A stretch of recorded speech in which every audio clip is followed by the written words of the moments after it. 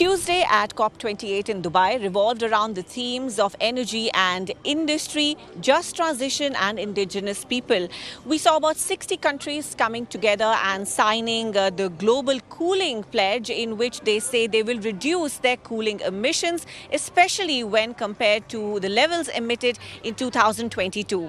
Under the pledge, the countries say they will reduce their cooling related emissions by at least 68% by 2050 compared to 2022 levels. Environmentalists say it's a tough task given that climate change means hotter temperatures and hence an increased need for cooling systems. With installed cooling capacity set to triple by 2050, cooling emissions are expected to surge between 4.4 billion and 6.1 billion metric tons of carbon dioxide equivalent by 2050. Another announcement came from a high-level roundtable on hydrogen today, where 39 countries have endorsed the Hydrogen Declaration of Intent to pursue mutual recognition of hydrogen certification schemes.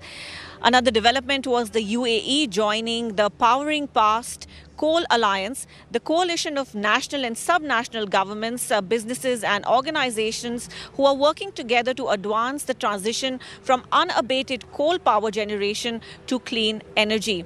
But much of the conversation today centered around the second draft of what could be the COP28 agreement and the language that will be used around fossil fuels. The first option in the draft text was listed as an orderly and just phase out of fossil fuels. The second called for accelerating efforts towards phasing out of unabated fossil fuels. However, two groups of countries are likely to be opposed to this. The developing world, which still needs cheaper fossil fuels to make sure that their economies and their people progress, and also countries like the UAE itself, the oil producers of the world whose economies and fortunes depend on how much oil they're able to drill and produce and sell year after year. Environmentalists say COP28 will be remembered by the position the agreement finally takes on the phasing out of fossil fuels.